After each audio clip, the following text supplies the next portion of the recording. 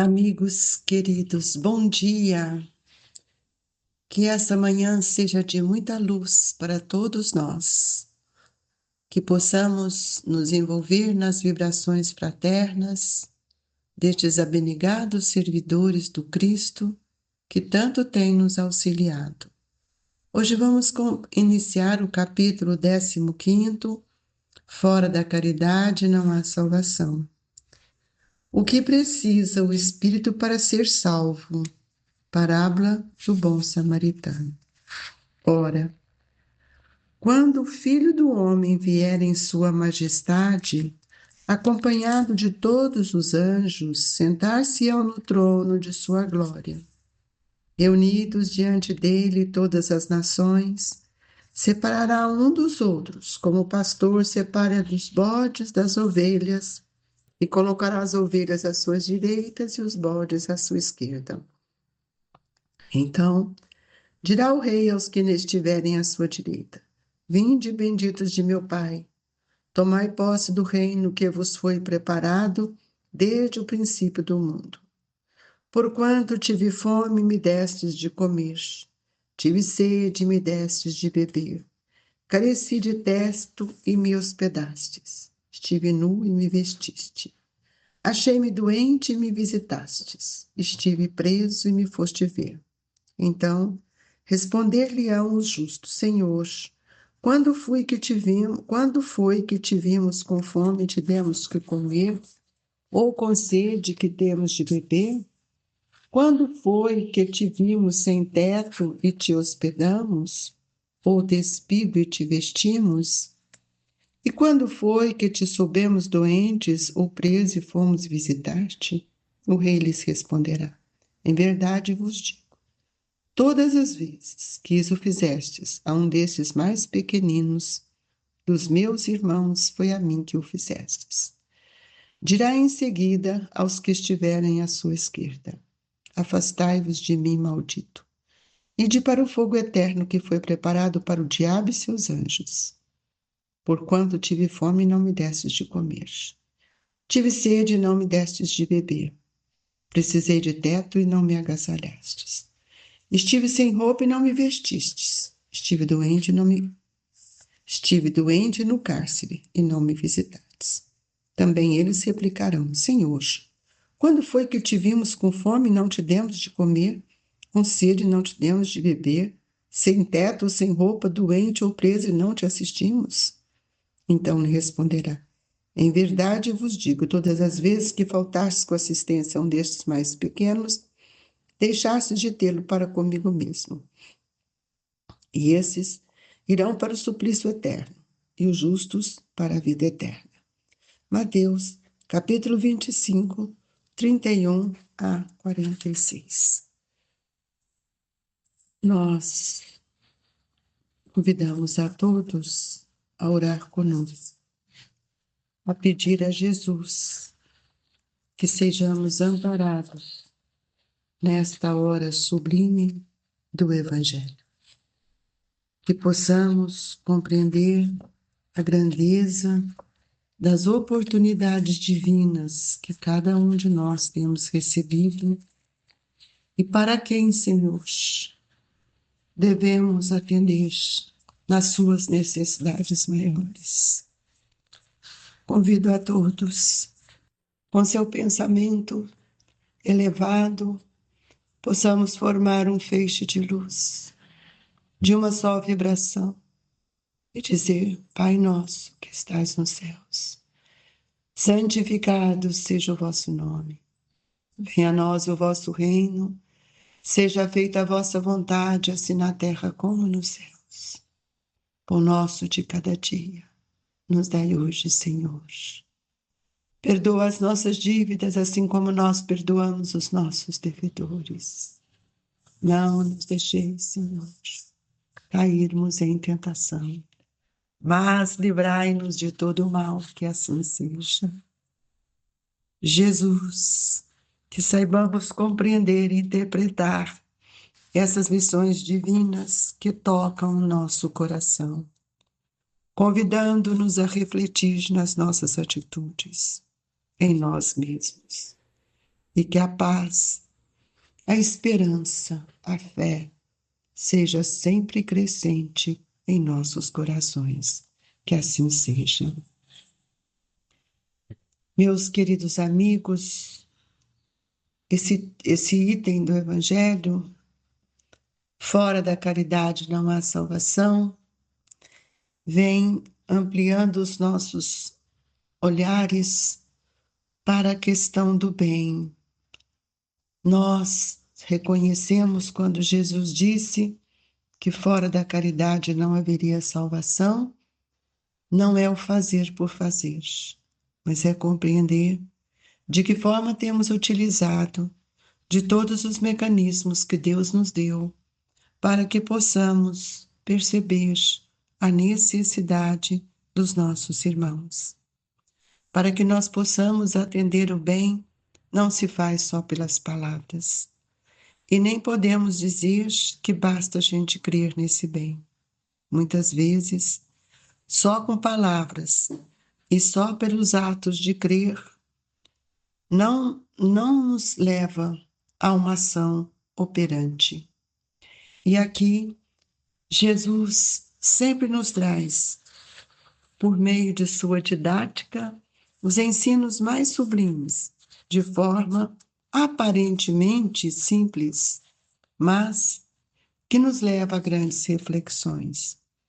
Suas histórias não são histórias que nós contamos sem refletir, são lições, palavras de vida eterna. Considerando que no tempo de Jesus, poucos tinham desenvolvimento moral ou poucos tinham o conhecimento mesmo do Velho Testamento. Eles eram muito sacrificados. E Jesus, então, utiliza de histórias, de maneira como eles, de costume, de tradição daquele tempo, para trazer as suas lições. E quando ele fala que tinha, quando o Filho do Homem vier em sua majestade, acompanhado de todos os anjos, sentar-se-á no trono em sua glória. Porque eles achavam que o Messias vinha com toda a ostentação. É por isso que Jesus inicia esse ensinamento trazido por Mateus, que acha que eles vão receber o Messias que chega a cavalo, que chega na carruagem. E Jesus, então, já mostra para nós, de uma forma tão expressiva, que do pastor, que é aquele que vai colher, aquele que vai rebanhar as cabras, os bodes, porque esse era o trabalho deles. Então, eles poderiam entender melhor o que Jesus estava referindo. E ele mostra as duas posições dos espíritos ainda na terra, os bons e os maus, aqueles que já compreenderam, aqueles que trouxeram dentro de si alguns talentos para que possa compreender, oferecer ao outro aquilo que ele já conquistou. Nós sabemos que se nós temos uma hora por dia desocupado, que a gente aprenda a fazer o bem. Porque o tempo, nos diz Emmanuel, que o tempo é um talento celeste que Deus nos deu e que Deus nos ofereceu assim a mãos cheias. Em todos nós temos tempo para amar, tempo para servir. E ninguém está deserdado da riqueza das horas para consagrar seu bem. Muitas vezes, nós desperdiçamos este talento porque nós não olhamos a vida futura, a nossa imortalidade, mas todos nós desejamos ir para o céu. É o que mais escutamos. O céu, para nós, ele começa agora. Esse que é a salvação. Todas as vezes que nós procurarmos compreender que as nossas exigências do mundo não nos traz felicidade, nós passamos a perceber também que o bem, a caridade, nos enche o coração de alegria. E é por isso que ele mostra duas posições. Quando ele fala que teve fome, teve sede, teve preso, alguém foi visitá-lo. Então, logo eles perguntam: quando, Senhor, o Senhor esteve assim? E ele nos deixa a grande lição que nós muitas vezes já esquecemos ou não guardamos. Ele fala que todas as vezes que nós fizermos o bem para o nosso irmão, para algum pequenino, é a ele que nós estamos fazendo. Então, nós gostaríamos de mostrar nessa leitura, na nossa interpretação, de que nós não podemos desperdiçar as oportunidades que Deus nos deu. E muitas vezes nós temos exigido aqui no mundo tantas questões que ligadas à felicidade, aguardando herança, construindo castelos em nossos pensamentos, mas não temos bom ânimo para gastar o tempo na construção dos alicerces que vão nos dar as alegrias perenes, que são indispensáveis à nossa própria alegria, na paz e na construção de uma existência melhor. Então, quando nós nos prendemos a essas questões do mundo, nós esquecemos que todo o nosso fazer é um mecanismo que nós temos para complementar a obra que o Pai vem nos ensinar. Nós precisamos entender que a divina providência, que é Deus, ele nos colocou o amor como centelha divina no coração de todos nós, para que nós pudéssemos multiplicá-lo na forma da caridade. E nessa forma da caridade é como se fosse uma metamorfose. Nós pegamos o dinheiro e transformamos o dinheiro em um mecanismo que vai extinguir a fome, que vai extinguir a dor, que vai levar aos irmãos o abrigo. É isso que Jesus está nos convidando. E para os bodes, que são aqueles que ainda não compreenderam bem o valor da vida como espírito, ele fala, repete, que ele teve fome e nós não demos de comer. Para as ovelhas, ele fala que teve fome e nós demos de comer. E nos ensina a mesma lição. Então, essa sabedoria divina que o Evangelho nos inspira, nos educa. E educa a nossa forma de pensar. E se nós precisamos metamorfosear o dinheiro, metamorfoseando o dinheiro para extinguir a fome, podemos também auxiliar na educação. E nós vamos ver que a educação, ela modifica a forma de olhar, a forma de sentir e a forma de agradecer. Então, nós trazemos dentro de nós os talentos celestes. Ninguém está desprovido de um talento divino. Mesmo que sejamos ainda tão rudes, mas nós temos a grata alegria de termos já vivenciados muitas experiências. E ninguém está deserdado das riquezas, das horas consagradas ao bem. Tudo o que nós já fizemos computa nas nossas conquistas. E ainda convido os nossos irmãos a refletir. Se você tem 1 hora por dia desocupado, não perca tempo. Aplique essa 1 hora nos valores substancial para contribuir com o bem-estar do outro. Quando você orienta um filho, quando você agasalha um pai, um idoso, muitas vezes nós exigimos tanto do mundo essa felicidade, mas nós não encontramos meios para fazê-las. E é preciso que nós saiamos deste olhar de ter em abundância, porque nós não sabemos quanto tempo nós teremos aqui. Vamos matar a fome dos nossos irmãos, porque nós estaremos atendendo ao pedido de Jesus.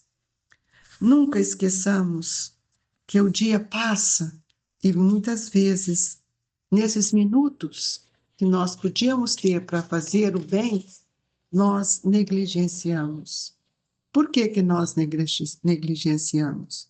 Porque nós não enxergamos os talentos que nós trazemos dentro de nós. E a esses talentos que são esquecidos são justamente a oportunidade que tenho para amar, para servir e o tempo. Então, muitas vezes nós queremos buscar talentos por meio da riqueza material, da intelectualidade, da beleza física, de todos esses sonhos que nós temos. Mas esquecemos que todo talento, ele nos pede trabalho. E nós vamos observando que os elementos de trabalho que a vida nos conferiu é sempre uma fonte de grandes conquistas. É uma fonte de origem, sustentação, para buscarmos a riqueza legítima que vem do trabalho. O trabalho é lei, e o trabalho é uma bênção. O trabalho é um talento, quando eu compreendo o valor dele em minha vida.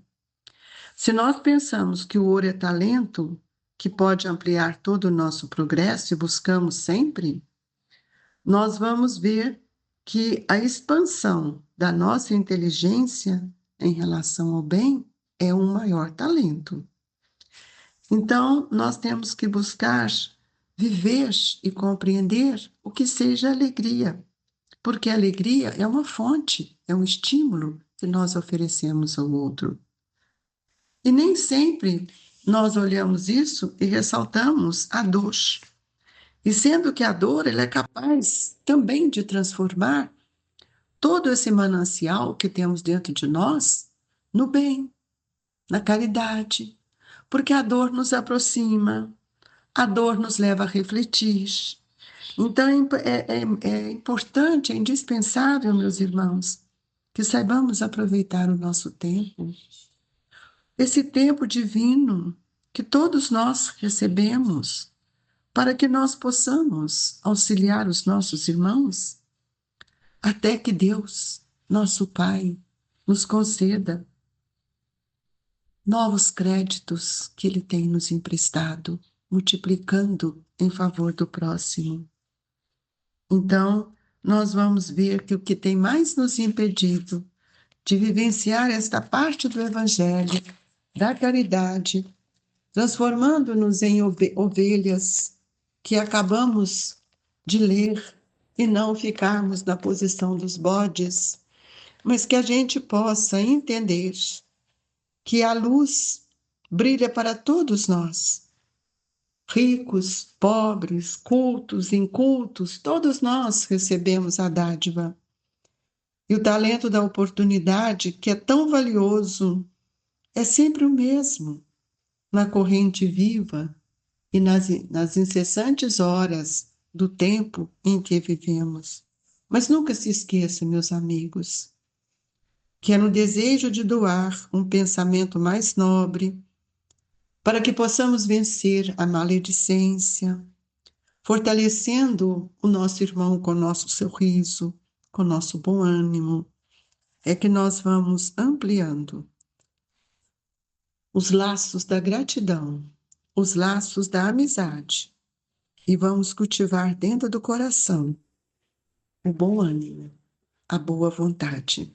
O dinheiro pode nos trazer grandes metamorfoses, se nós soubermos aplicar. Mas todas as vezes, queridos irmãos, que o dinheiro fique, as terras, as propriedades ficam inativas, guardando para amanhã, nós estamos cultivando em nós a avareza. O que realmente precisamos para servir? E nós vamos ver então, com uma análise mais reflexiva sobre esse primeiro item do Evangelho, que acima de todos os dons, nós precisamos buscar o tesouro do tempo. O que temos feito com o nosso tempo? A gratidão, porque nós somos tão ingratos ainda, e nós olhamos só para aqueles que nos agradam, E com as horas construídas no bem, nós vamos ver que aqueles que verdadeiramente caminham por esta estrada florida dos sacrifícios, da renúncia, da dor, que são os irmãos que estendem as nossas mãos. E é com talento esquecido das horas que nós edificaremos o caminho rumo à nossa espiritualização, à nossa busca constante para estarmos com Deus. Nós precisamos entender que esse talento esquecido que estamos falando é a oportunidade e o tempo. São com eles que nós precisamos olhar quanto nós podemos agasalhar os nossos irmãos, tanto fisicamente como moralmente. E que Jesus, na sua sublime bondade, nos assista hoje, agora e sempre. Pedimos aos nossos amigos espirituais, a equipe do nosso caríssimo professor Eurípides, que nos auxilie no passe, revigorando os nossos pensamentos, ampliando o nosso olhar para as oportunidades e o tempo, que são talentos divinos, para que eles possam ser utilizados por nós. Que o passe nos sustente, que a nossa água seja fluidificada e que nós reconheçamos, Senhor, o valor do nosso irmão em nossa existência. Que Deus, na sua infinita bondade, nos ampare e nos assista. Queridos amigos, recebo em seus corações as vibrações dos trabalhadores do Grupo Espírita Esperança e Caridade, do Colégio Allan Kardec, rogando a Eurípides, este querido irmão, que te agasalhe hoje e sempre, que assim seja.